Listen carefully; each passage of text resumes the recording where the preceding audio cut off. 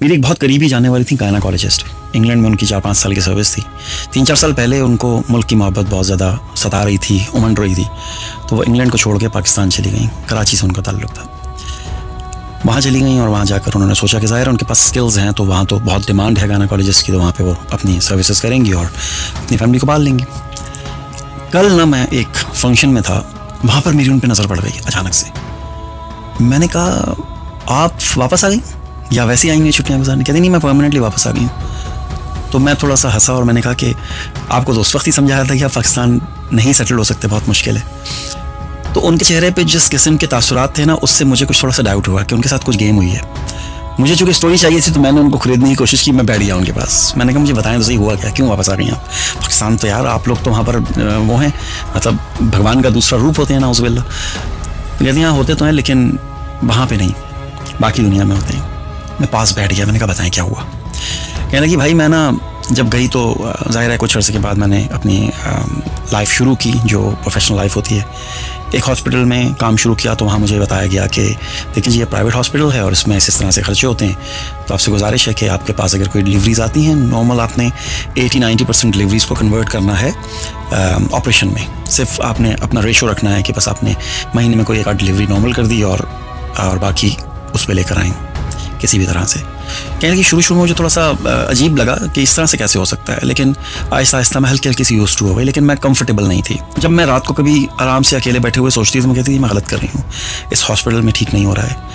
उन्होंने वहाँ से छोड़ने का फ़ैसला किया और किसी और हॉस्पिटल में जॉब शुरू कर दी। कहने लगी जब मैं वहाँ गई ना तो वहाँ पर भी सेम प्रैक्टिस थी।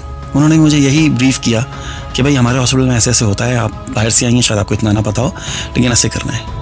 यानी मुझे बड़ा अजीब लगा। मैंने कहा शायद मैं इनको थोड़ा सा चेंज कर सकूं, लेकिन कुछ अर्से मैंने वहाँ जॉब की, लेकिन वहाँ भी कुछ नहीं बना।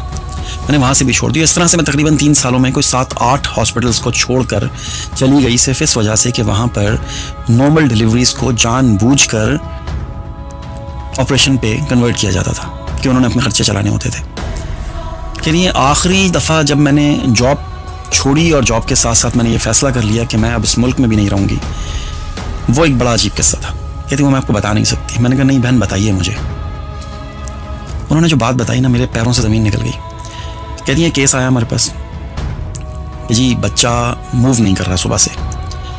हमने उसका पता नहीं जो भी करते हैं वो टेस्ट वगैरह अल्ट्रासाउंड वगैरह किया। कहती हैं हमें पता चल गया था कि बच्चे की डेथ हो गई है पेट में ही, लेकिन हमने पेशेंट को नहीं बताया और फिर उसको उसी तरह से ट्रीट किया जैसे एक आम नॉर्मल केस को ट्रीट करते हैं। उसकी फैमिली से कहा कि हम इसका सुबह ऑपरेशन करेंगे, क्रिटिकल कंडीशन है और बचने के चांसेस कम है, माँ के भी और बच्चे के भी।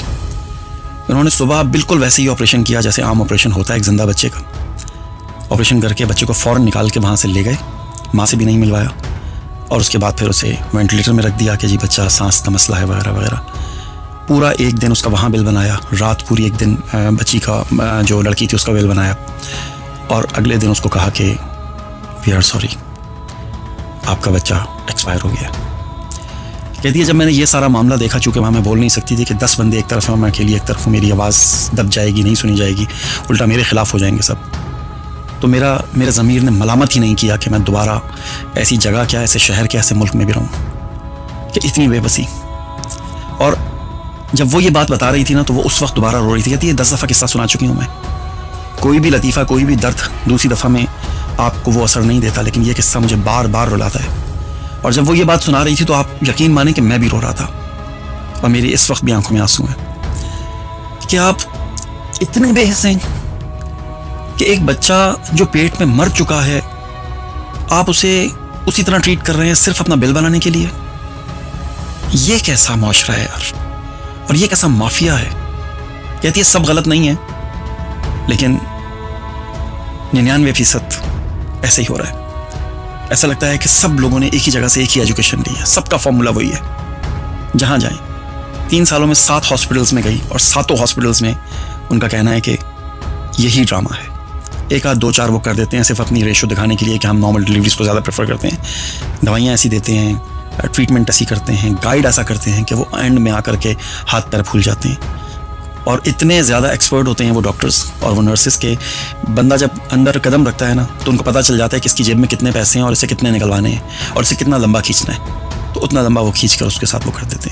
जाहिर सी बात है, जब आप बिल्कुल आपके हाथ में कुछ भी नहीं है और एकदम से आपको कहा जाता है कि आप बहुत क्रिटिकल कंडीशन है, आप ज़ाया हो सकते हैं, मर सकते हैं, माँ भी मर सकती है, बच्चा भी मर सकता है, तो इंसान कहता है यार जान बचाओ, कुछ भी करो, जितना पैसा चाहिए मैं दूंगा।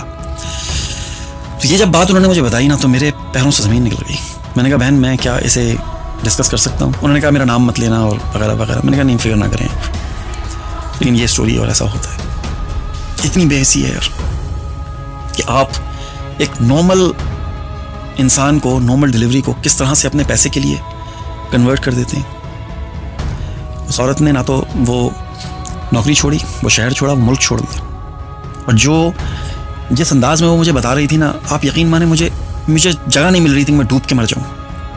कि मैं भी उसी माशरे से ताल्लुक़ रखता हूँ, मैं भी उसी मुल्क से ताल्लुक़ रखता हूँ, मैं भी उस मुल्क का बाशिंदा हूँ, शहरी हूँ। सब गलत नहीं है।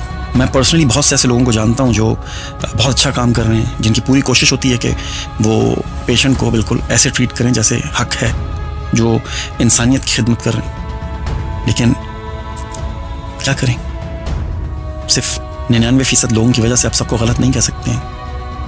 बिल्कुल ऐसा ही है। अल्लाह ताला हम सब पर अपना रहम फरमाए।